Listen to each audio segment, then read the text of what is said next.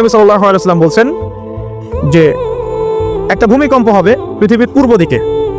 পৃথিবীর পূর্ব দিক মানে এই যে ভারত, পাকিস্তান, বাংলাদেশ, শ্রীলঙ্কা, ইন্দোনেশিয়া, ঠিক আছে, এই সিঙ্গাপুর, এই যে কন্টিনেন্ট মালয়েশিয়া, এটা পৃথিবীর পূর্ব দিক, এদিকে একটা ভূমিকম্প হবে।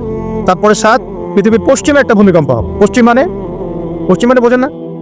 পশ্চিমা বিশ্ব না, সৌদি আরব না, পশ্চিমা বিশ্ব, ব্রিটেন, ফ্রান্স, জার্মানি, তারপরে রাশিয়ান কন্টিনেন্ট, হ্যাঁ, ইউক্রেন, এদিকে আপনার আমেরিকা, এই পুরো পশ্চিমা বিশ্ব, এখানে একটা ভূমিকম্প হবে বড়। এবং এগুলো এমন হবে যেগুলোতে ভূমি মাটিতে ধসে যাবে, মাটিতে ডুবে যাবে। ভূমিকম্প না, ভূমিধস। 8 পৃথিবীর মাঝখানে মধ্যপ্রাচ্যে একটা ভূমিকম্প হবে, যেখানে আমাদের সো-কল্ড আমিরুল মুমিনিনরা থাকে, যারা আমেরিকা এবং ইসরায়েলের বন্ধু, এদের এখানে একটা ভূমিকম্প হবে ইনশাআল্লাহ তাআলা। আর 9 ইয়েমেন থেকে একটা আগুন বের হবে। ইয়েমেন থেকে একটা আগুন বের হবে, যে আগুন মানুষকে হাসরের মাঠের দিকে তাড়িয়ে নিয়ে আসবে।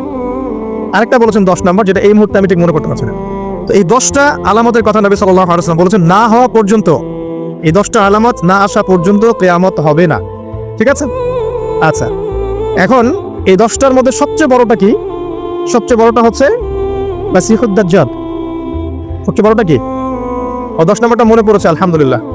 সূর্য উঠবে পশ্চিম দিক থেকে, সূর্য উঠবে পশ্চিম দিক থেকে, তাহলে আর সময় নাই, পৃথিবীর সময় শেষ।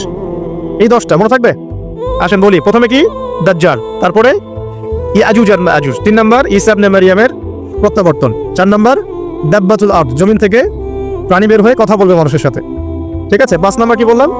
ধোঁয়া, দুখান। ঠিক আছে? 6, 7, 8 3টা ভূমিকম্প, পূর্ব দিকে একটা, পশ্চিমে একটা, পৃথিবীর মাঝখানে একটা। 9 নম্বর ইয়েমেনের নাম শুনেছেন?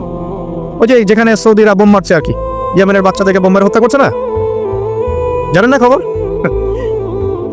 তো ওই ইয়েমেনের ছোট ছোট বাচ্চারা শিয়া সুন্নির কি বোঝে আমার বুঝে আসে না। ওই ছোট ছোট বাচ্চাগুলো শিয়া সুন্নির কি বোঝে আমার বুঝে আসে না। আমেরিকার টাকা খেয়ে এরা ঠিকই বোম মারছে এটা। আর এই বোমগুলো তারা তৈরি করতে পারে না, আমেরিকার কাছ থেকে কিনে নেয়। তো ওই ইয়েমেন থেকে আগুন বের হবে, সেই আগুন মানুষকে হাসরের মাঠের দিকে তাড়িয়ে নিয়ে আসবে। এবং 10 যেটা বললাম, সূর্য উঠবে পশ্চিম দিক থেকে, তখন তওবার দরজা বন্ধ হয়ে যাবে, তওবার করেও লাভ হবে।